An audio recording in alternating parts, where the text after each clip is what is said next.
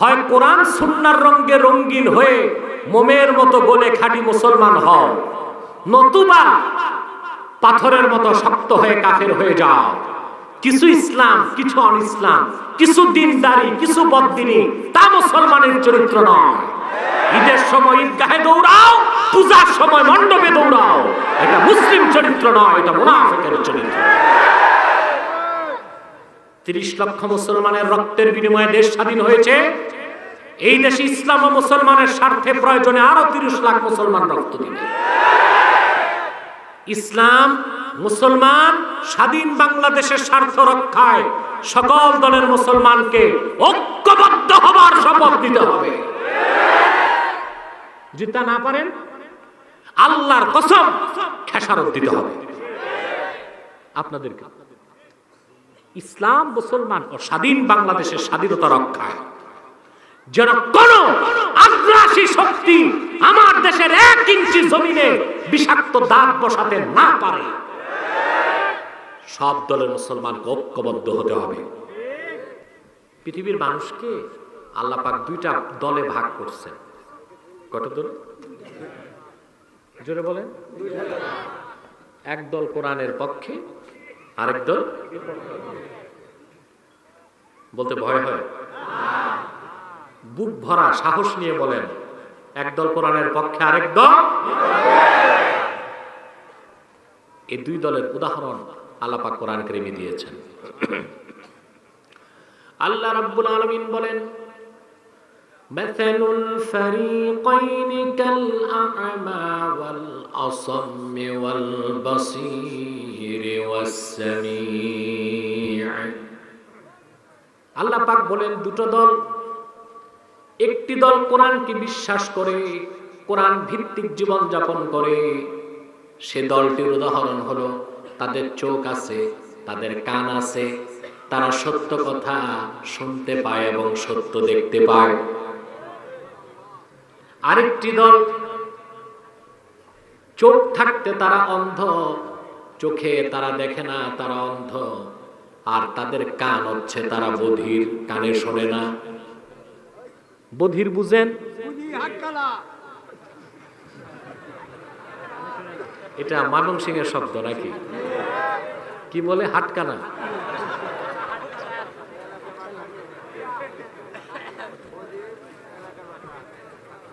ঢাকা নারায়ণগঞ্জে বলে বয়রা, বায়রা না, বয়রা। যারা কোরআনের পক্ষে, আল্লাহ বলেছেন তাদের চোখ আছে, কান আছে। আর কোরআনের বিপক্ষে যারা, যত ডিগ্রি থাক, শিক্ষা থাক, উকিল হোক, ম্যাজিস্ট্রেট, ব্যারিস্টার, যত কিছু হোক, কোরআন নাই, তার কাছে কোনো এলেম নাই। তার উদাহরণ হচ্ছে চোখ থাকতে অন্ধ, কান থাকতে বধির। এখন আমরা কোন দলে আছি? চোখ আর কান খোলা তাদের দলে, ঠিক কিনা? কোরআনের পক্ষে। সুবহানাল্লাহ। ইহকালীন কল্যাণ, পরকালীন মুক্তির জন্য যা দরকার সবই কোরআন কারীমে আছে। বিশ্বাস করেন? আমাদের ইহকালও দরকার, পরকালও দরকার। না শুধু পরকাল, দুটোই তো লাগবে। এটা জানেন আপনারা? সমাজে একদল লোক আছে, ওনারা চায় আলেম ওলামা পীর আউলিয়া ওনারা থাকবে শুধু মসজিদ আর খানকানিয়া।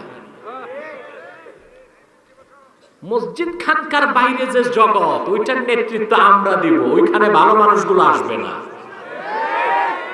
তাহলে চুরি করা যায়, চামারি করা যায়, দুর্নীতি করা যায়, খুন করা যায়, ত্রাস করা যায়, পরেরটা মেরে খাওয়া যায়। আল্লাহ কি মুসলমানকে বানাইছেন শুধু মসজিদ আর খানকার জন্য? গোটা বিশ্বকে নেতৃত্ব দিতে। আমরা শুধু আমাদের জন্য না, গোটা মানবতার জন্য।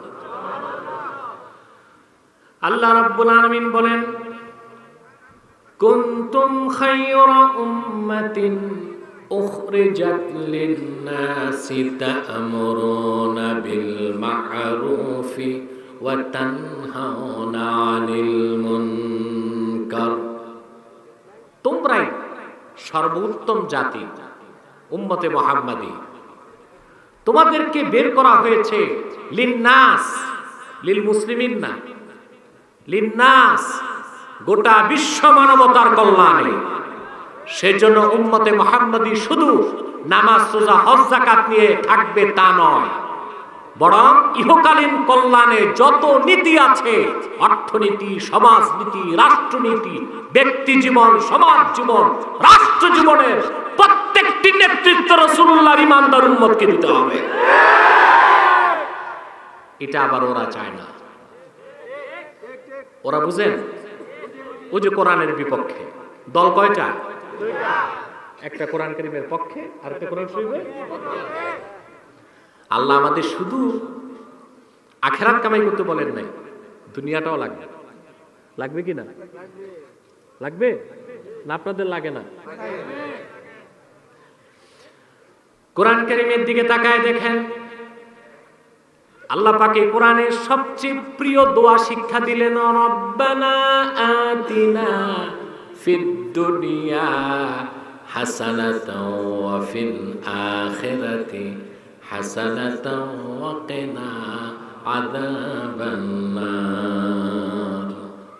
পড়েন আপনারা? পারেন তো জানি, পড়েন কিনা?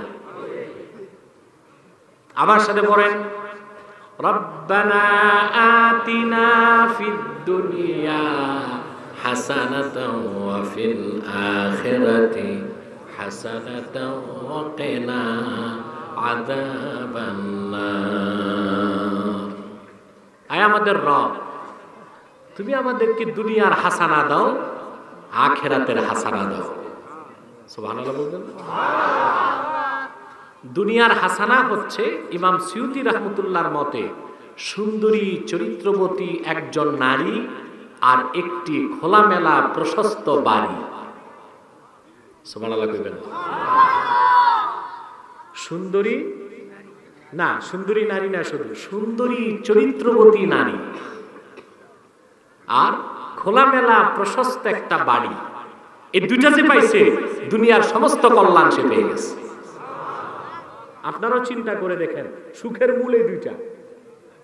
সুখের মূল আপনার সব আছে, বিত্ত বৈভব সব আছে, টাকা পয়সার অভাব নাই, বউ ভালো না, আপনি অশান্তির আগুনে জ্বলছেন, ঠিক কিনা? আপনারা বলেন ঠিক, বাচ্চারাও বলে ঠিক। ওরা কি বুঝলো?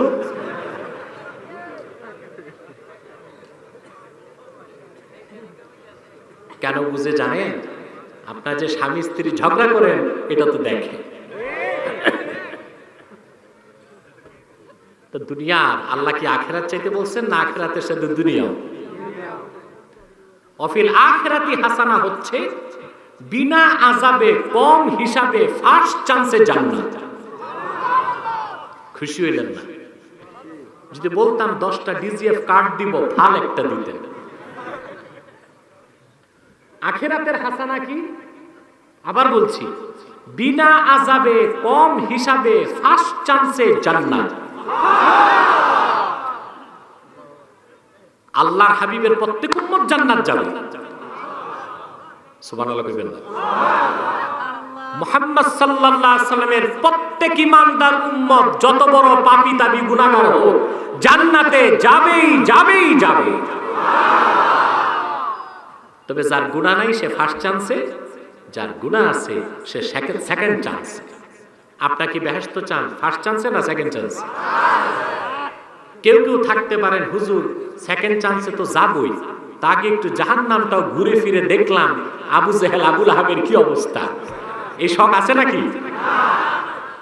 ফার্স্ট চান্সে সেটা হচ্ছে আখিরাতের হাসানা। আখিরাতের তো দুনিয়া লাগবে? কথা বলেন, লাগবে? হাদিস সাক্ষী,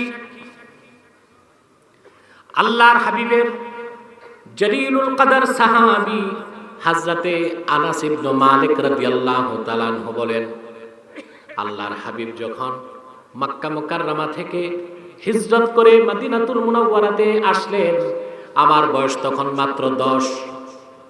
কত? তিনি বলেছেন, খাদিমতুন নবিয়্যা সাল্লাল্লাহু আলাইহি ওয়াসাল্লাম 10 সানাওয়াত। আমি রাসূলুল্লাহর খেদমত করেছি 10 বছর।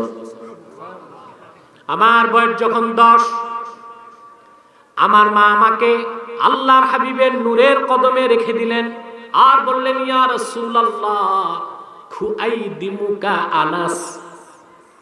আরবিতে খাদেমের তাসগীর হচ্ছে খুআইদিম, ছোট খাদেম, বাচ্চা খাদেম।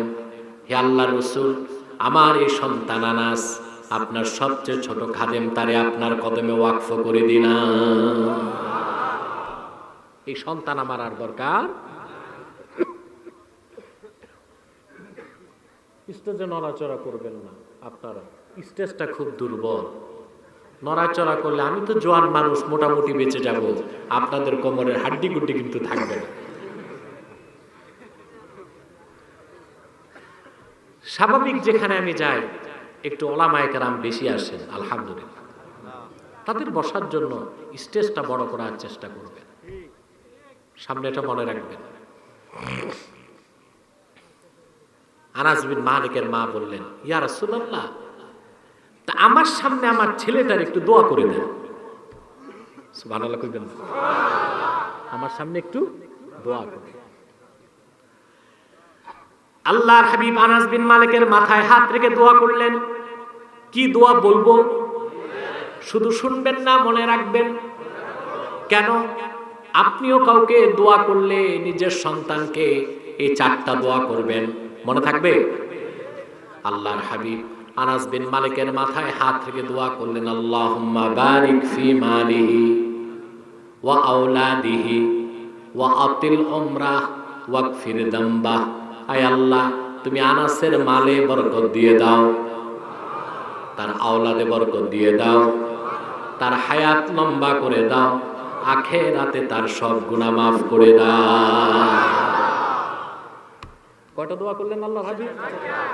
মুসলমান খেয়াল করছেন, 3টাই তো দুনিয়ার জন্য, একটি আখিরাতের জন্য। আল্লাহ তুমি তার আওলাদে বরকত দাও, তার মালে বরকত দাও, তার হায়াত লম্বা করে দাও, 3টাই দুনিয়ার জন্য। ওয়াগফির যামবাহ, তার গুনাহ মাফ করে দাও, এটা আখিরাতের জন্য। বলেন সুবহান। দুনিয়া লাগবে না? লাগবে না? এখন আমি কি বুঝাচ্ছি খেয়াল করতে পারতেছেন মনে হয়?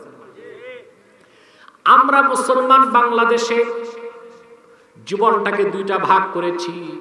আখিরাতে মুক্তির জন্য কোরআন কারীমের কাছে আসি, আর দুনিয়ায় মুক্তির জন্য মানব রচিত তন্ত্রমন্ত্রের কাছে যাই। সত্য বললাম? সেই জন্য আমাদের কোনো মুক্তি, কথা বলে না, কল্যাণ। আমরা 2 রং ধরছি। কয় রং? জীবনের একটা অংশে কোরআন হাদিসের রং, আরেকটা অংশে কাফের মুশরিক পশ্চিমা বেঈমানদের রং। রং কয়টা? তা আমরা কি খাঁটি মুসলিম না ফরমালিন যুক্ত? ফরমালিন কি নিয়ে আসা শুধু আম কাঁঠালে নাকি? বাংলাদেশে মুসলমানদের মধ্যে ফরমালিন ঢুকে গেছে, পরিমাণে অনেক বেশি। রং কয়টা আমাদের? কবি গালেব কাব্যের ভাষায় তিরস্কার করে বলেন, দো রঙ্গি ছোড় দে এক রঙ্গ হো যা সরাপা মোম বন ইয়া সঙ্গ হো যা। মুসলমান 2 রং ছাড়ো, 1 রং ধরো। হয় কোরআন সুন্নাহর রঙে রঙিন হয়ে মোমের মতো গলে খাঁটি মুসলমান হও, নতুবা পাথরের মতো শক্ত হয়ে কাফের হয়ে যাও। কিছু ইসলাম, কিছু অন-ইসলাম, কিছু দিনদারি, কিছু বদদিনী, তা মুসলমানের চরিত্র নয়। ঈদের সময় ঈদগাহে দৌড়াও, পূজার সময় মণ্ডপে দৌড়াও, এটা মুসলিম চরিত্র নয়, এটা মুনাফিকের চরিত্র। ঠিক কিনা বলেন? রং কয়টা ধরবে? কয়টা ধরবে? 1 রং। সেটা কোন রং? আখিরাতের মুক্তির জন্য আমরা কোরআনের কাছে দৌড়াই, আর দুনিয়ার যত আমাদের কল্যাণ আর মুক্তি, এর জন্য দৌড়াই কোথায়? পশ্চিমাদের কাছে। কাদের কাছে? না, 2 রং ধরা যাবে। এই লোকটা তো ভয় পেয়েছে আপনাদের স্লোগানে নাকি? হ্যাঁ, স্টেজ কাঁপে। কেউ স্লোগান আবার স্টেজে দিয়ে না, নিচে নামতে হবে। আমি এই অধিকার তো আমার নাই একজন আলিমকে আমি নামাই দিব, এটা কি করে হয়? যে যেভাবে আছে চুপচাপ বসে থাক, সুপারগুলো দিয়া শক্তভাবে টাইট করে বসে থাক, তা নড়াচড়া করা যাবে না। প্রিয় ভাই বন্ধুগণ, আজকে রাতও বেশি, আমি অসুস্থ, ক্লান্ত হয়ে গেছি আস্তে আস্তে আস্তে আস্তে। আপনারাও তো কষ্ট করে বসে আছেন, ঠিক কিনা? আজকে খুব কম সময়ে কয়েকটা কথা বলছি, মনে থাকবে তো ইনশাআল্লাহ? প্রিয় ভাই বন্ধুগণ, তাহলে রং কয়টা ধরবেন? আপনারই ইহকালীন কল্যাণ, পরকালীন মুক্তির জন্য সব সমস্যার সমাধান গ্রহণ করতে হবে আল্লাহর কোরআন থেকে, রাসূলুল্লাহর পবিত্র সুগন্ধিময় সুন্নাত থেকে, ঠিক কিনা বলে? আসুন আজকে সেই ইহকালীন কল্যাণ ও পরকালীন মুক্তির জন্য আমরা কিছু কথা কোরআন কারীম থেকে শুনব। আমরা আজকে সূরা আলে ইমরান থেকে 181 নম্বর আয়াতটি তেলাওয়াত করেছি। বলেন তো কত নাম্বার? এখানে আমাদের কথা আসবে আকীদার উপর। কিসের উপর? আমলের উপর। আর আমাদের এইম অফ লাইফ, আমাদের জীবনের লক্ষ্য এবং উদ্দেশ্য কি হবে সেই বিষয়ে কথাগুলো মনে থাকবে তো ইনশাআল্লাহ? মাইকটা ভালোই আছে। তুমি মাইকম্যান? তুমি মাইকম্যান নাকি? মেন অপারেটর না তুমি হেল্পার? Main operator. মাইক ঠিক আছে, আর ধরার চেষ্টা করো না, ঠিক আছে? প্রিয় ভাই বন্ধুগণ, আমার সঙ্গে আপনারাও তেলাওয়াত করুন, যেন প্রতিটি অক্ষরে নূর আল্লাহ তাআলা আমাদের সিনায় মানকুশ করে দেন। বলেন আল্লাহুম্মা আমিন। পড়ুন আউযু বিল্লাহি মিনাশ শাইতানির রাজীম। বিসমিল্লাহির রাহমানির রাহিম। لقد سمع الله قول الذين قالوا إن الله فقير ونحن أغنياء سنكتب ما قالوا وقتلهم الأنبياء بغير حق ونقول ذوقوا عذاب الحريق صدق الله العظيم قرون صدق الله العظيم وصدق رسوله النبي الحبيب الكريم ونحن على ذلك من الشاهدين والشاكرين والحمد لله رب العالمين। ঘুমাচ্ছেন না তো? আমাকে ভয়েস দিতে হবে, বুঝলেন? কে কি ঘুমান একটু হাত তুলে দেখান তো।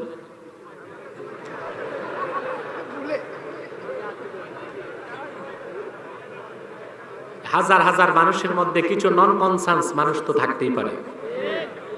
ননসেন্স বলি নাই, কনসান্স, অসচেতন, ঠিক কিনা? দেখ, সচেতন হয়ে বসুন। আল্লাহ পাক বলেন কোরআন কারীম সূরা আলে ইমরান 181 নম্বর আয়াতে, লাকাদ সামিআল্লাহু কাওলাল্লাযীনা ক্বালু, নিশ্চয়ই আল্লাহ তাআলা সেই কথা শুনেছেন যা বলেছে তারা, ইন্নাল্লাহা ফাকির, নিশ্চয়ই আল্লাহ হচ্ছেন গরীব। নাউযুবিল্লাহ বলবেন না? ওয়া নাহনু আগনিয়া, আর আমরা কাফেররা হচ্ছে ধনী। সানাকতুবু মা ক্বালু ওয়া কাতলাহুমুল আমবিয়া বিগাইরি হক, তাদের এই কুফরি কথা, আল্লাহর শানে বেয়াদবি, আর তারা যে নবীদেরকে হত্যা করেছে ইহুদিরা, সেই কথা আল্লাহ বলেন আমি আমলনামায় লিখে রাখবো। ওয়া নাকুলু যুকু আযাবাল হারিক, কিয়ামতের দিন আমলনামা তাদের সামনে তুলে ধরবো আর বলবো এই অপরাধে এবার জাহান্নামের শাস্তি ভোগ করো। বলেন নাউযুবিল্লাহ। হাফিজ ইবনে কাসির রাহমাতুল্লাহি আলাইহি তাফসীর ইবনে কাসির এবং ইবনু মারদুইয়াহ তার থেকে তাফসীর ইবনে আবি হাতিমে এসেছে, হযরত আবু বকর সিদ্দিক রাদিয়াল্লাহু তাআলা আনহু বলেন না, রাদিয়াল্লাহু তাআলা মদিনা মুনাওয়ারাতে তিনি একদিন হাঁটতেছেন। মদিনাতুল মুনাওয়ারার এক প্রান্তে ইহুদিদের একটা মাদ্রাসা ছিল। মাদ্রাসা তো না, ওইখানে বসে আল্লাহর কোরআনের অপব্যাখ্যা করত তারা, আর ইসলামের বিরুদ্ধে চক্রান্ত করত। ওই ঘরটার নাম ছিল বাইতুল মিদ্রাস। কি না?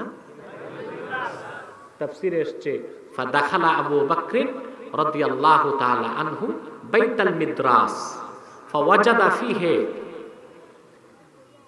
উনাসাম মিনাল ইয়াহুদ। বাইতুল মিদ্রাসে আবু বকর সিদ্দিক ঢুকলেন, ঢুকে দেখলেন প্রচুর ইহুদি বসে আছে। বুঝলেন? ওই ইহুদিদের মধ্যে বসে আছে তৎকালে আরবের সবচেয়ে বড় ইহুদি আলেম ফিনহাস। মনে থাকবে কথাগুলো? ফিনহাস বসা। হযরত আবু বকর সিদ্দিক রাদিয়াল্লাহু তাআলা আনহু ঘরে ঢুকলেন। ইহুদিদের সামনে তাদের সবচেয়ে বড় আলেম ফিনহাসকে ডাক দিয়ে বললেন, ইয়া ফিনহাস ইত্তাকিল্লাহ ওয়া আসলিম, তুমি আল্লাহকে ভয় করো আর ইহুদি ধর্ম ত্যাগ করে কালেমা পড়ে মুসলমান হয়ে যাও। লিআন্নাকা তা'লামু আন্না মুহাম্মাদান সাল্লাল্লাহু আলাইহি ওয়াসাল্লাম রাসূলুল্লাহ। কারণ তুমি তো ভালো করে জানো মুহাম্মদ সাল্লাল্লাহু আলাইহি সাল্লাম আল্লাহর রাসূল। তাজিদুনাহু ফিত তাওরাত, তাজিদুনাহু মাকতুবান ফিত তাওরাত। তোমাদের ধর্মগ্রন্থে তাওরাতে মুহাম্মদ সাল্লাল্লাহু আলাইহি সাল্লামের বর্ণনা, গুণগান, ওনার ফজিলতের কথা, ওনার মর্যাদার কথা, ওনার আগমনের কথা তো বলা আছে। অতএব তুমি দেরি না করে আল্লাহ রাসূলের কাছে মুসলমান হয়ে যাও। কে বললেন? আবু বকর সিদ্দিক রাদিয়াল্লাহু তাআলা। দাওয়াত দিলেন কাকে? ইসলামের। ইহুদিদের সবচেয়ে বড় আলেমকে, তার নাম ছিল ফিনহাস। দ্বীনের দাওয়াত সব সময় হতে হবে দলিল দিয়ে। কি দিয়ে? আমাদের দেশে এত ওয়াজ নসিহত হয়, মানুষের পরিবর্তন হয় না। কেমনে হবে? আমরা অধিকাংশ সময় কেচ্ছা কাহিনী, গল্প গুজব করি। আমরা কি করি ওয়াজে? গল্প গুজব, কেচ্ছা কাহিনী, ঠিক কিনা? দেখা যায় 2 ঘন্টা বক্তা কথা বলতেছে কোন এক বুজুর্গের ইতিহাস। আরে ভাই, বুজুর্গের ইতিহাস 10 মিনিট বলে 40 মিনিট রাসূলুল্লাহর সাহাবীর ইতিহাস বলে। মানুষ শুনবে, ঈমান বাড়বে, ঠিক কিনা?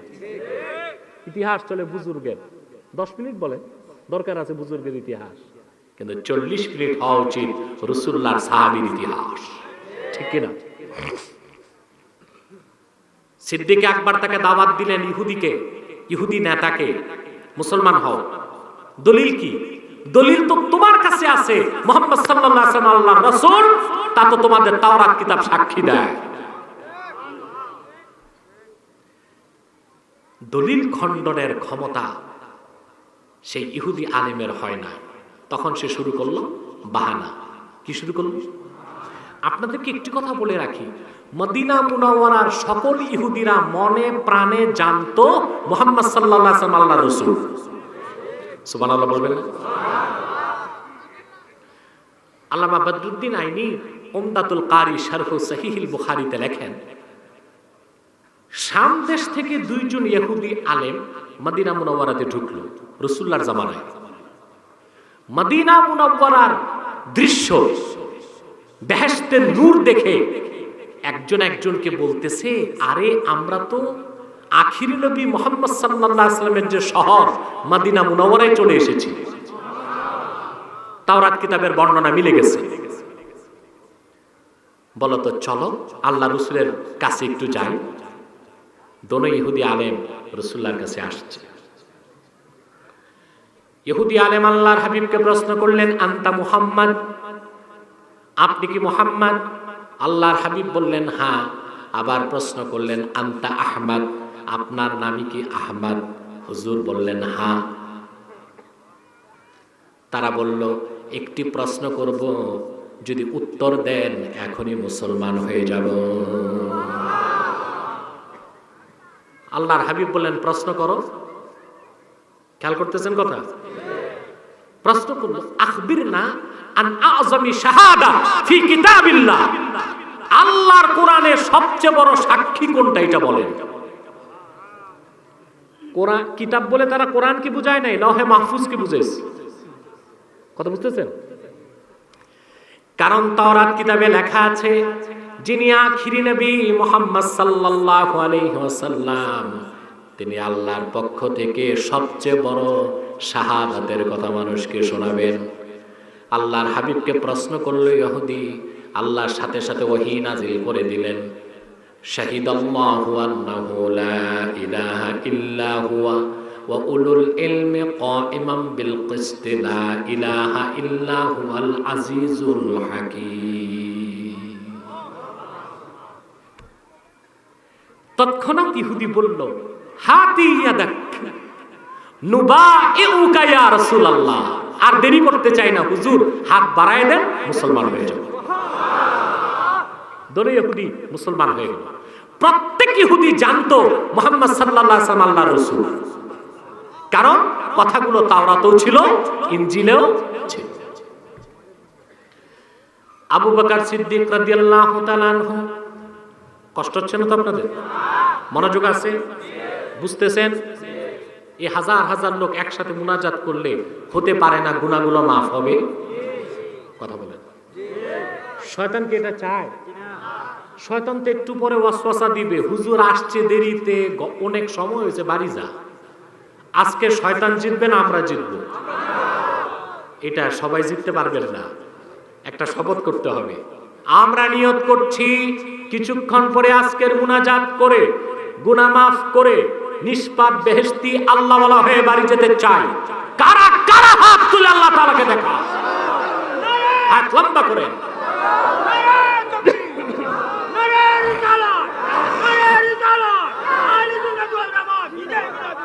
মাশাআল্লাহ, আল্লাহ আপনাকে হায়াত দারাজ করুন, আপনার ইমানের নূরকে বাড়ায় দেন। প্রিয় সুধী, কথা খেয়াল করছেন? এখন আবু বকর সিদ্দিক রাদিয়াল্লাহু তাআলা দাওয়াত দিলেন কাকে? শুধু ইহুদি না, ইহুদির সেরা আলেম। দলিল দিলেন কি? যে মুহাম্মদ সাল্লাল্লাহু আলাইহি ওয়াসাল্লাম আল্লাহর রাসূল, সেই কথা তো তাওরাতে তোমরা পেয়েছো, তো ঈমান আনতে বিলম্ব কেন?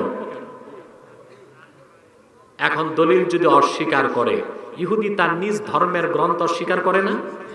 সম্ভব তো না? সম্ভব? তখন সে বাহানা তালাশ করতে লাগলো। সে বলল, আসলে আমিও মুসলমান হইতে চাই, একটা কারণে পারি না।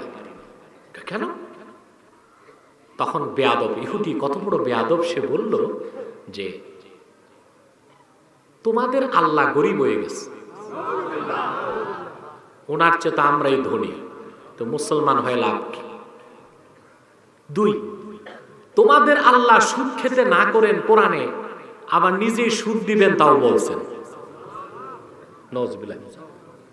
সে আল্লাহর কোরআনের আয়াতের অপব্যাখ্যা করলো ইহুদি।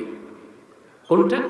আল্লাহ পাক বলেছেন, মান যাল্লাযী ইউকরিদুল্লাহ করদান হাসানা, তোমাদের মধ্যে এমন কি আছে যে ব্যক্তি আল্লাহকে উত্তম ঋণ দিবে?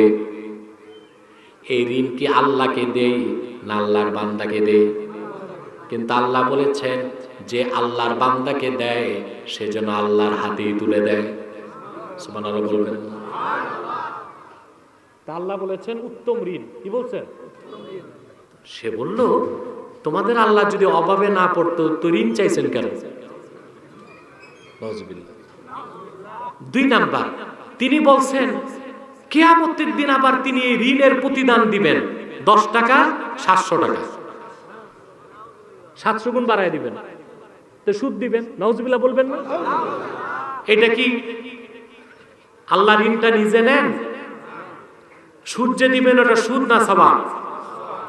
কিন্তু কুখ্যাত ইহুদি আলেম অপব্যাখ্যা করলো কিন্তু কোরআনের আয়াত দিয়ে। সেজন্য আমি বলি, যুগে যুগে যারাই আল্লাহর কোরআনের আয়াতের অপব্যাখ্যা করে মানুষকে বিভ্রান্ত করে, তারা ইহুদিদের উত্তরসূরি ছাড়া আর কিছু না। কোরআন কারীমের অপব্যাখ্যা আছে এখন দেশে। এই যে একদল আছেন আপনাদের দেশে, একতারা, দোতারা, তাম্বুরা, জাম্বুরা নিয়ে নাচ আছে। এরা নাকি আবার পিড়ি মুড়িদি করে, আবার চোরের মার বড় গলা, এক ওয়াক্ত নামাজ নাই, মুখে দাড়ি নাই, বলে আশেকে রাসূল সুন্নি। আরে সে তো মুসলমানই হয় নাই, সুন্নি ও হাবি তো পড়ে নাকি? এরা কত বড় বেঈমান। নাচে, বলে নাচো কেন? বলে আল্লাহ তো কোরআনে নাচতে বলছে। কিভাবে? আউযু বিরাব্বিন নাস, মালিকিন নাস, ইলাহিন নাস। ওই নাচ আর নাচ এক হইল? একটা হলো নাচানাচি, আরেক নাচ অর্থ মানুষ। কোরআনের এই অপব্যাখ্যা করে তারা শুধু বেঈমান হয় নাই, ইহুদিদের মতো নিকৃষ্ট পর্যায়ের কাফেরে পরিণত হয়ে গেছে। অপব্যাখ্যা আছে না নাই? আমার ভাইরা, এবার কথা শুনেন সামনের দিকে। ইহুদি আলেম আবু বকর সিদ্দিককে বলল যে আল্লাহ গরিব হয়ে গেছে, আমরা ধনী। সিদ্দিক একবার বরদাস্ত করতে পারেন নাই। তাফসীর সাক্ষী, ফাদরাবা আবু বকর ওয়াজহা ফিনহাস দরবান শাদীদা। পুষ্পের মতো কোমল আবু বকর বজ্রের মতো কঠোর হয়ে গেলেন। সর্বশক্তি দিয়ে ইহুদি আলেমের গালে এক থাপ্পড় লাগায় দিলেন। সুবহানাল্লাহ কইবেন? ভালো করে বুঝেন, এত নরম মানুষ হযরত আবু বকরকে বলা হয় পুষ্পের মতো কোমল, ঠিক কিনা? এক থাপ্পড় দিলেন, ইহুদির গালে 5 আঙ্গুল বসে গেছে। কয় আঙ্গুল? এখন লক্ষ্য করেন ভাই, বাইতুল মিদ্রাসে ইহুদিদের সেই মাদ্রাসায় মুমিন ছিলেন একজন, আবু বকর সিদ্দিক, আর সব ছিল কি? ভয় পেয়েছে? মুমিন আল্লাহ ছাড়া কাউকে ভয় পায়? জোরে বলেন, মুমিন আল্লাহ ছাড়া কাউকে ভয় পায়? কাউকে ভয় পায় না। মুহাম্মদ সাল্লাল্লাহু আলাইহি ওয়াসাল্লামের ঈমানদার উম্মত তার ঈমানকে তার জান থেকে বেশি ভালোবাসে। ঈমান রক্ষায় সে সব কিছু কোরবানি করতে পারে, তার জান ও মাল সব কিছু বিসর্জন দিতে পারে ইসলামের স্বার্থে, ঠিক কিনা বলেন? সিদ্দিক একবারের এক থাপ্পড়ে ইহুদি গাল লাল হয়ে গেছে, 5 আঙ্গুলের দাগ বসে গেছে। দৌড়ে এসে রাসূলুল্লাহ সাল্লাল্লাহু আলাইহি ওয়াসাল্লামের খেদমতে আসছে ইহুদি আলেম, থাপ্পড় খেয়ে এসে বললেন, ইয়া রাসূলুল্লাহ সাল্লাল্লাহু আলাইহি ওয়াসাল্লাম, আবসির মা সানাআ বি আবু বকর। হে আল্লাহর রাসূল, একটু দেখেন আবু বকর কি করছে, আমার গালটাই ফাটাই দিচ্ছে। আমার আল্লাহর হাবিব বললেন, আবু বকর তো শান্ত মানুষ, হঠাৎ রেগে গেল কেন? কারণ তো একটা থাকতেই পারে, ঠিক কিনা? আবু বকর সিদ্দিককে ডাকা হলো। আল্লাহর হাবিব বলেন, আবু বকর তুমি এত জোরে তাকে থাপ্পড় দিছো কেন? সিদ্দিক আকবর বললেন, ইয়া রাসূলুল্লাহ সাল্লাল্লাহু আলাইহি ওয়াসাল্লাম, ইন্না আদুওয়াল্লাহি ক্বালা কওলান আযীমা।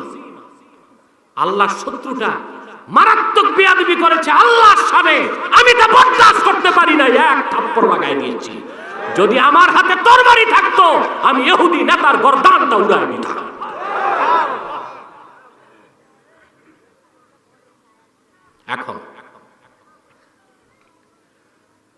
এখন তো বিচার হবে। ইহুদি বলতেছে আমি এই কথা বলি না। রাসূলুল্লাহ বলেন সে কি বলছে?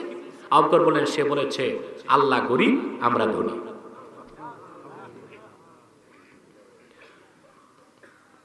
এখন তো সাক্ষী লাগবে। কি লাগবে? সিদ্দিক আকবর বলতেছেন বলেছে, ইহুদি বলতেছে। ইহুদির মাদ্রাসায় কোন মুসলমান তো ছিল না যে সিদ্দিক আকবরের পক্ষে সাক্ষী দিবে। কথা বলে আল্লাহ রাব্বুল আলামিন আল্লাহর সম্মান মর্যাদার পক্ষে সিদ্দিক আকবরের এতটুকু অবস্থানকে এত বেশি পছন্দ করলেন, আল্লাহ নিজে আবু বকরের সাক্ষী হয়ে গেলেন। সূরা আলে ইমরান 181 নম্বর আয়াতে আল্লাহ সাক্ষী দিলেন আবু বকরের পক্ষে, লাকাদ সামিআল্লাহু কাওলাল্লাযীনা ক্বালু ইন্নাল্লাহা ফাকীরুন ওয়া নাহনু আগনিয়া। নিশ্চিত মুহাম্মদ সাল্লাল্লাহু আলাইহি সাল্লাম আল্লাহ সাক্ষী দিচ্ছেন যে আবু বকর যা বলেছে তা সত্য। ইহুদিরা এই কথা বলেছে, আল্লাহ গরীব, আমরা ধনী। সুবহানাল্লাহ কইবেন। আল্লাহ কার পক্ষে সাক্ষী দিলেন? আবু বকর সিদ্দিক।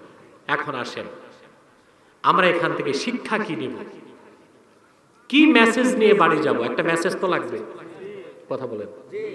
তা প্রথমটি হচ্ছে যে আল্লাহ ও তার রাসূলের শানে বেয়াদবিকে বরদাস্ত করা হবে না। বরদাস্ত করা হবে না। আমার দেশে কিছু আলেম বেরোইছে এখন, তথাকথিত মডার্ন আলেম। ওনারা কাফের মুশরিক বেঈমানদের সাথে তাল ঝোল পাকায় চলে। ওনারা আমাদেরকে নসিহত করে যে চরম পন্থায় যাবেন না, ইসলাম মধ্যপন্থা। ইসলাম মধ্যপন্থা কোন ক্ষেত্রে তা ব্যাখ্যা করেন না কেন? ইসলাম তিনও পন্থাই দিছে। কয়টা পন্থা? আমি আমার আলেম ভাইদেরকে বলবো মনোযোগ দিয়ে শুনতে, যেন আপনারা তো দেখেন আমার সাথে কাফেররা ডিবেটে বসে, নাস্তিকরা, সংশয়বাদীরা, অবিশ্বাসীরা বিতর্কে আসে। আলহামদুলিল্লাহ যতবার আসছে ততবার হেরেছে।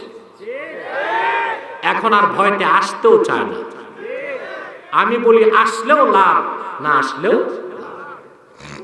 ঠিক না। ভালো করে শুনে রাখেন, ইসলাম তিনটি পন্থাই দিচ্ছে। ইমানের পক্ষে, শিরক কুফরের বিপক্ষে হবে কঠোর পন্থা। শরীয়তের হুকুম আহকামের ক্ষেত্রে হবে মধ্যপন্থা। দাওয়াত ও ইসলামের তাবলীগের ক্ষেত্রে হবে নরম পন্থা। কয়টা? আমি তিনটা উদাহরণ কোরআন কারীম থেকে দিচ্ছি। আমার ভাইয়েরা, আল্লাহ রাব্বুল আলামিন কোরআন কারীমে বলেন, মুহাম্মাদুর রাসূলুল্লাহি ওয়াল্লাযীনা মাআহু আশিদ্দাউ আলাল কুফফারি রুহামাউ বাইনাহুম। মুহাম্মদ আল্লাহর রাসূল সাল্লাল্লাহু আলাইহি ওয়াসাল্লাম এবং ওনার সঙ্গে সাহাবী যারা আবু বকর, ওমর, ওসমান, আলী, অন্যরা, তারা কাফের মুশরিকদের ক্ষেত্রে বিরুদ্ধে অত্যন্ত কঠোর, নিজেদের মধ্যে রহম দিল। সুবহানাল্লাহ বলবেন না? তাহলে শিরকের বিরুদ্ধে, কুফরির বিরুদ্ধে, ইসলাম বিরোধী চক্রান্তকে নির্মূল করার ক্ষেত্রে হবে কঠোর পন্থা। কি হবে? দেখলেন আবু বকর সিদ্দিক রাদিয়াল্লাহু তাআলা আনহু বরদাস্ত করলেন না আল্লাহর শানে বেয়াদবি, এক থাপ্পড়ে 5 আঙ্গুল কষে মারলেন। ঠিক কিনা? বুখারী শরীফে এসেছে হাদিস, বুখারী শরীফের ব্যাখ্যায় অন্যান্য হাদিসেও এসেছে। আবু বকর রাদিয়াল্লাহু তাআলা আনহু যখন খলিফা, কি তিনি? আরবের এক অঞ্চলে কিছু মুসলমান বলল এখন আর যাকাত দিব না। কেন? বাইতুল মালে তো প্রচুর সম্পদ জমে গেছে, আর দিব কারে? সিদ্দিক আকবর কয়েক হাজার মুসলমানকে অস্ত্র দিয়ে প্রস্তুত করলেন যাকাতকে যারা অস্বীকার করেছে তাদের বিরুদ্ধে জিহাদ করার জন্য। হযরত ওমর সামনে এসে দাঁড়ায় গেছে। হযরত ওমর এসে বললেন, আতুকাতিলুন নাস আল্লাযীনা ইয়াশহাদুনা আল্লা ইলাহা ইল্লাল্লাহ ওয়া আন্না মুহাম্মাদার রাসূলুল্লাহ, এই কালেমার সাক্ষী যারা দেয় তাদের বিরুদ্ধে আপনি আবু বকর কিভাবে যুদ্ধ করবেন? তারা না শুধু যাকাত দিতে চায় না, ইসলামের সবই তো মানে। কথা শুনতেছেন ভাই? দেখেন, আমি অন্য বক্তাদের মতো কেচ্ছা জানি, লাইলির কেচ্ছা, মজনুর কেচ্ছা, শিরিন এবং ফরহাদের কেচ্ছা অন্যদের চেয়ে ভালো জানি। কিন্তু এগুলো বলা আমি ওয়াজ বা তফসির মনে করি না, ওইটাকে আমি বয়ান মনে করি। সেগুলো শুনবেন না কোরআন শুনবেন? মনোযোগ আছে তো? সম্মানিত শুধু হযরত ওমর এসে বললেন, না, জিহাদ চলবে না তাদের বিরুদ্ধে, কারণ তারা তো কালেমা পড়ে, শুধু যাকাত দিতে চায় না। হাদিস সাক্ষী হযরত আবু বকর, পুষ্পের মতো কোমল মানুষটা হযরত ওমরের দাড়ি চেপে ধরলেন। সুবহানাল্লাহ কইবেন। মধ্যপন্থা, নরম পন্থা নিজের স্বার্থে, কঠোর পন্থা দিনের স্বার্থে। বুঝেন নাই? মধ্যপন্থা, নরম পন্থা, কঠোর পন্থা দিনের স্বার্থে। সেখানে এই নসিহত চলবে না, ভাই গরমি সে নহি নরমি সে কাম লো, এটা চলবে না। কথা বুঝতেছেন? সিদ্দিক আকবর হযরত ওমরের দাড়ি চেপে ধরলেন। আচ্ছা বলেন তো ভাই, আপনাদেরকে প্রশ্ন করছি, মানুষের কান ধরলে বেশি রাগে না দাড়ি ধরলে? দাড়ি ধরলে। দাড়ি ধরলে, যার দাড়ি নাই এর ধরবে কি? কিন্তু কান ধরলে মানুষ যত রাগে তার চেয়ে বেশি রাগে। কারণ পৃথিবীর প্রেসিডেন্ট, যারা প্রেসিডেন্ট, তাদের কান ধরারও কিছু লোক আছে। বলেন তো তারা কারা? নাপিত নাপিত নাপিত। প্রেসিডেন্ট ট্রাম্প আর জো বাইডেন, ওদেরও কান ধরে একদল মানুষ আছে। কারা? নাপিত। ওটা দরকারে ধরে, ঠিক কিনা? স্যার একটু ডাইনে, স্যার একটু ভাব। কান ধরলে মানুষ যতটুকু রাগ হয় তার চেয়ে বেশি রাগ হয়। পুষ্পের মতো আবু বকর কোমল, আবু বকর সিদ্দিক হযরত ওমরের দাড়ি চেপে ধরলেন, তারপর বললেন, ওমর, জিহাদে তুমি বাধা দিতে পারবে না। ওয়াল্লাহি লা উকাতিলান্না মান ফাররাকা বাইনা সালাতি ওয়াজ যাকাত।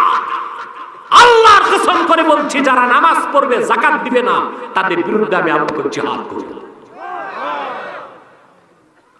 এখানে তিনি গ্রহণ করলেন মধ্যপন্থা না কঠোর পন্থা? এবার আসেন মধ্যপন্থা। ইসলাম শরীয়তের বিধিবিধানের ক্ষেত্রে দিয়েছে মধ্যপন্থা। কি দিয়েছে? ওয়াকাযালিকা জাআলনাকুম উম্মাতাও ওয়াসাতা, আমি তোমাদেরকে বানিয়েছি মধ্যপন্থী উম্মত করে। এটা হচ্ছে আহকামে শারঈয়া, আহকামে বিধিবিধানের ক্ষেত্রে।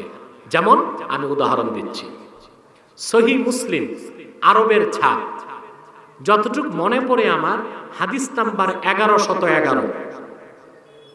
রমজান মাস, এক সাহাবী দৌড়ে আল্লাহ রসুলের কাছে এসে বলেন, ইয়া রাসূলুল্লাহ, আমি তো শেষ। আল্লাহর হাবিব বলেন, কেন?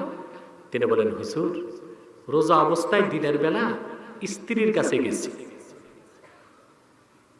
কথা বুঝতেছেন? রোজা রেখে দিনে স্ত্রীর কাছে যাওয়া যায়? যায়। যাবে না কেন? ধরতে পারবেন, ছুঁইতে পারবেন।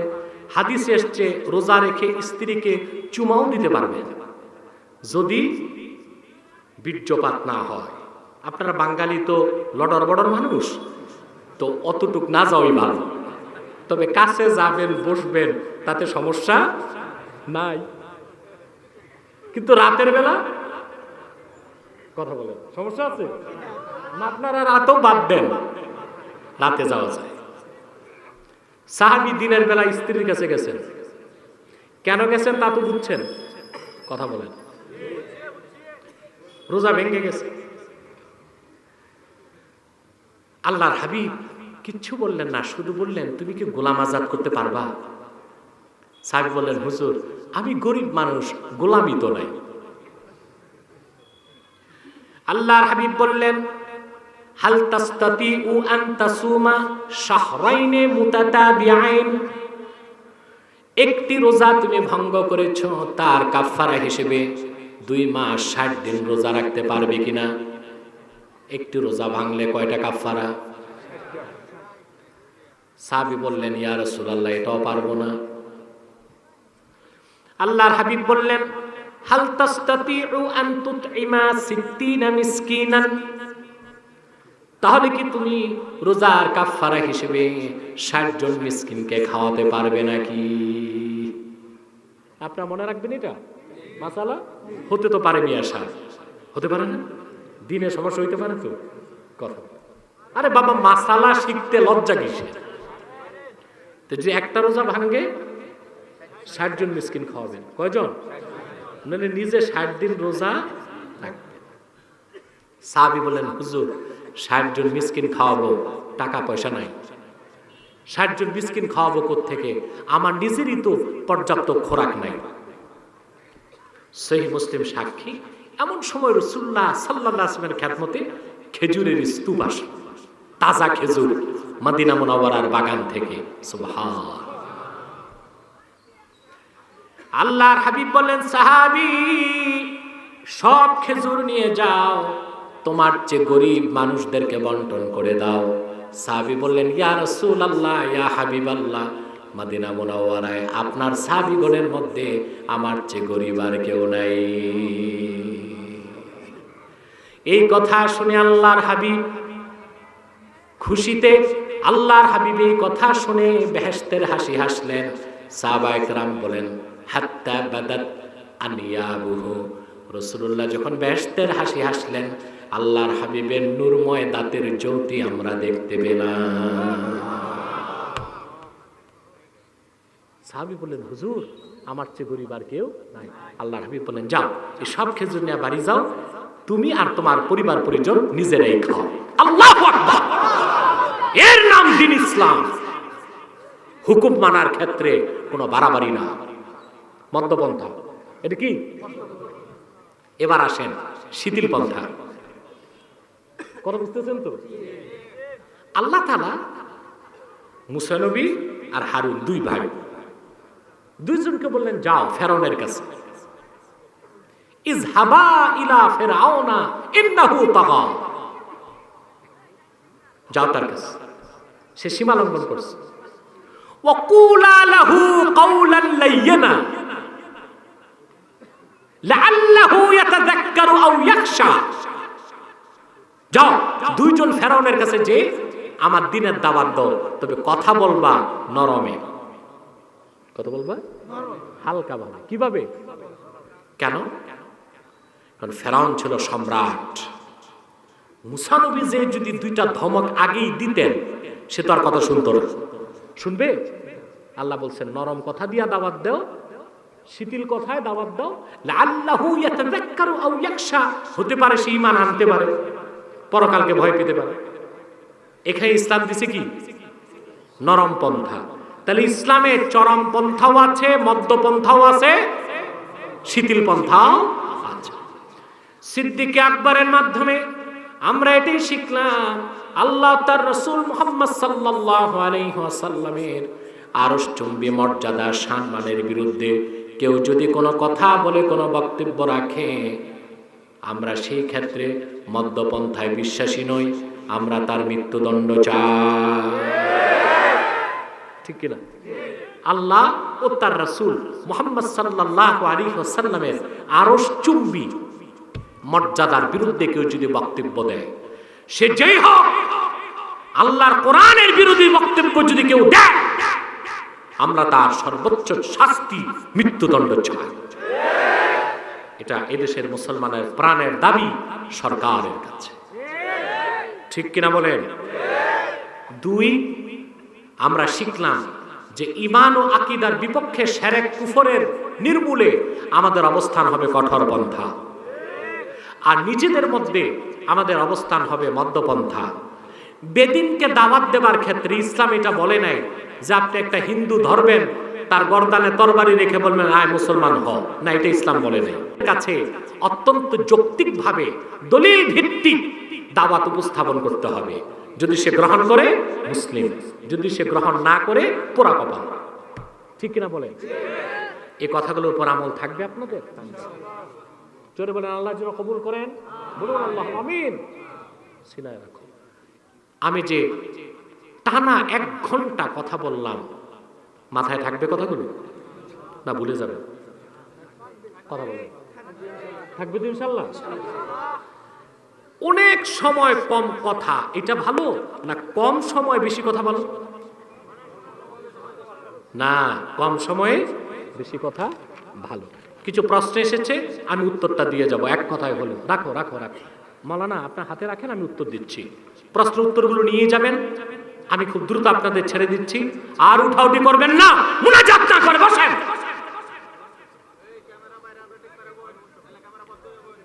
বসেন বসেন ভাই, ক্যামেরাও তো দরকার আছে। মিডিয়াগুলো আমাদের বক্তব্যকে সবার কাছে পৌঁছে দেয়, এই জন্য তাদেরকে একটু সুযোগ দিবেন। সাদাকাল্লাহুল আযীম ওয়া সাদাকা রাসূলুহুন নবিয়ুল কারীম ওয়া নাহনু আলা যালিকা মিনাশ শাহিদিন ওয়াশ শাকিরিন ওয়ালহামদুলিল্লাহি রাব্বিল আলামিন। আমাদের কথাগুলোর জন্য আল্লাহ কবুল করেন, বলেন আল্লাহুম্মা আমিন। আমি আপনাদেরকে কয়েকটা বিষয়ে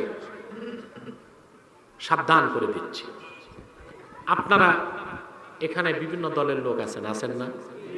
কথা বলেন, আছেন? ঝগড়া মারামারি আছে? সোজা হয়ে বসেছে।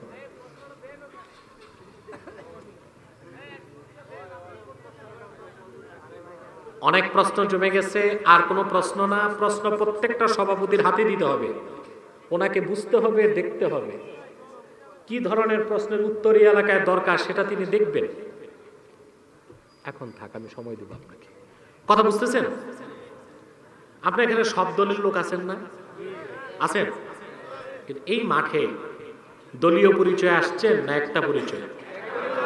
আপনার কেউ আওয়ামী লীগ, কেউ বিএনপি, কেউ জাতীয় পার্টি, কেউ জামাত, দলের পরিচয় কেউ আসেন নাই। এখানে একটা পরিচয়, আমরা মুসলমান। আজকে বাংলাদেশের স্বাধীনতার শত্রু যারা, পশ্চিমা দুনিয়া আমাদের স্বাধীনতা নিয়ে ছিনিমিনি খেলতে চায়, আমরা তা দিব না। ৩০ লক্ষ মুসলমানের রক্তের বিনিময়ে দেশ স্বাধীন হয়েছে। এই দেশে ইসলাম ও মুসলমানের স্বার্থে প্রয়োজনে আরো ৩০ লাখ মুসলমান রক্ত দিবে। এর জন্য প্রয়োজন আমাদের জাতীয় ঐক্য। এই ঐক্যটা দরকার। অর্থাৎ দল যার যেটাই থাক, তা থাকবে রাজপথে, সংসদে। আমরা সকল দলের মুসলমান এক হয়ে যাব কয়েকটা ইস্যুতে। ইসলাম, মুসলমান, স্বাধীন বাংলাদেশের স্বার্থ রক্ষায় সকল দলের মুসলমানকে ঐক্যবদ্ধ হবার শপথ দিতে হবে। যদি তা না পারেন, আল্লাহর কসম খেসারত দিতে হবে আপনাদেরকে। ইসলাম, মুসলমান ও স্বাধীন বাংলাদেশের স্বাধীনতা রক্ষায় যেন কোন আগ্রাসী শক্তি আমার দেশের 1 ইঞ্চি জমিনে বিষাক্ত দাগ বসাতে না পারে, সব দলের মুসলমানকে ঐক্যবদ্ধ হতে হবে। মনে থাকবে? কাফের মুশরিকদের বিরুদ্ধে ঐক্যবদ্ধ হতে হবে। বাংলাদেশে 2টি অমুসলিম সম্প্রদায়, ইসলাম, মুসলমান, আর বাংলাদেশের স্বাধীনতার বিরুদ্ধে সবচেয়ে বেশি চক্রান্ত করতেছে। একটি হলো কুখ্যাত কাদিয়ানি সম্প্রদায়। নিঃসন্দেহে তারা অমুসলিম এবং কাফের। তাদেরকে যারা কাফের বলবে না, তারাও কাফের। কারণ তারা আল্লাহর আখির নবী মুহাম্মদ সাল্লাল্লাহু আলাইহি সাল্লামকে আল্লাহর শেষ নবী হিসেবে বিশ্বাস করে না। তাদের বিশ্বাস 1857 সালে কোরআন শরীফ বাজেয়াপ্ত হয়ে গেছে। তারা মনে করে শূকরের গোশত এবং মদ হালাল। তারা মনে করে খ্রিস্টানদেরকে অমুসলিম বলা যাবে না। সবচেয়ে কুখ্যাত কাফের সম্প্রদায় হলোই কাদিয়ানি সম্প্রদায়। তারা মানুষকে ধোঁকা দিতে ধোঁকাবাজি করে, মুসলমানদের মতো দাড়ি রাখে, টুপি লাগায়, আস্তানার নাম দেয় মসজিদ। আচ্ছা বলেন তো ভাই, দাড়ি রাখলে মুসলমান হওয়া যায়? তাহলে রবীন্দ্রনাথ ঠাকুরের কি বলবে? এত লম্বা দাড়ি ছিল, সে কি মুসলিম ছিল না মুসলিম? নাম রাখলে মুসলমান হয়ে যায়? এক শয়তান বোতলে পেশাব করে উপরে লেবেল দিছে শরবত। ওটা শরবত হবে? ভিতরে কি? তদ্রুপ কাদিয়ানীরা শেষ দরজার কুখ্যাত কাফের। আব্দুল আউয়াল, আব্দুল সামাদ, মুবাশশির আলী, কবির চৌধুরী এসব নাম রাখার দ্বারা তারা মুসলমান হতে পারে না। আমার ভাইয়েরা, আমার বন্ধুরা, আমার আল্লাহ ও নূর নবী আমার মুহাম্মদ সাল্লাল্লাহু আলাইহি ওয়াসাল্লামের ইসলাম ও কোরআনের হাজার হাজার হাজার বছর পরে বর্তমান ভারতের কুখ্যাত পাঞ্জাবের কুখ্যাত গুরুদাসপুরের কুখ্যাত কাদিয়ানে ইংরেজ আমলে এক শয়তান নিজকে নবী দাবি করছে। চিল্লায় বলেন নাউজুবিল্লাহ। ওই শয়তানটার নাম রেখেছিল তার বাপ মির্জা গোলাম আহমদ কাদিয়ানী। সাবধান, সাবধান, কাদিয়ানের কাজ্জাব, মিথ্যা নবুয়তের দাবিদার মির্জা গোলাম শয়তান কাদিয়ানীকে গোলাম আহমদ বলা যাবে না, কারণ গোলাম আহমদ অর্থ আহমদ এর গোলাম। আর কাদিয়ানের কাজ্জাব ছিল শেষ দরজার কুখ্যাত কাফের। সে গোলাম আহমদ, আহমদ এর গোলাম ছিল না, সে ছিল কুখ্যাত শয়তানের কুখ্যাত গোলাম। কাদিয়ানের কাজ্জাব মিথ্যা নবুয়তের দাবিদার মির্জা গোলাম শয়তান কাদিয়ানী 1908 সালে তার উপর গজব এসেছে। যখন গজব এসেছে, কাদিয়ানের কাজ্জাব মিথ্যা নবুয়তের দাবিদার মির্জা গোলাম শয়তান কাদিয়ানী 1908 সালে ধ্বংস হয়ে কুখ্যাত জাহান্নামের কুখ্যাত কুকুরে পরিণত হয়েছে। তার অনুসারীরাও ধ্বংস হয়েছে। বর্তমানে কিছু কাদিয়ানী বাংলাদেশে আছে। আপনাদের জামালপুর, ময়মনসিংহ এলাকাতেও আছে। তাদের কাজই হচ্ছে ইসলাম মুসলমানের বিরোধিতা করা, বাংলাদেশের স্বাধীনতা সার্বভৌমত্বের বিপক্ষে কাজ করা, মানুষকে ধোঁকা দিয়ে কাফের বানাতে তারা নাম পরিবর্তন করে করে মিথ্যা পরিচয় দেয়। কখনো নিজেদের পরিচয় দেয় আহমদী জামাত, কখনো বলে আহমদিয়া জামাত, কখনো বলে আহমদী সম্প্রদায়, কখনো বলে আহমদিয়া সম্প্রদায়, কখনো বলে আহমদী মুসলিম জামাত, কখনো বলে আহমদিয়া মুসলিম জামাত।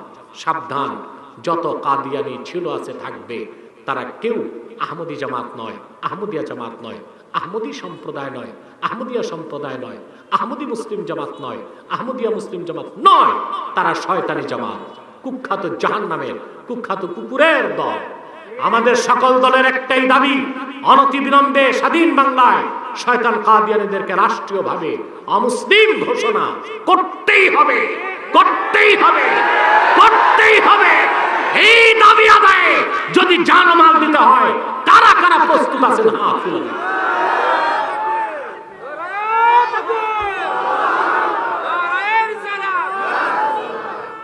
আমার ভাইরা, সেজন্য সকল দলের মুসলমানকে ঐক্যবদ্ধ হতে হবে। তাদেরকে অর্থনৈতিক সহযোগিতা করবেন না করবেন। আর সাবধান, মনে রাখবেন, তাদের আস্তানাকে মসজিদ বলা যাবে না।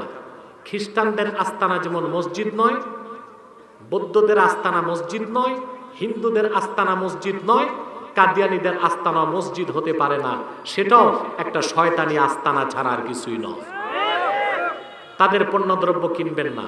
প্রাণ, সিজান, আরএফএল, প্রথম আলো এগুলো ধরবেন না, কিনবেন না। মনে থাকবে, আরেকটি সম্প্রদায় ইসলাম মুসলমান বাংলাদেশের স্বাধীনতার বিরুদ্ধে চক্রান্ত করে যাচ্ছে।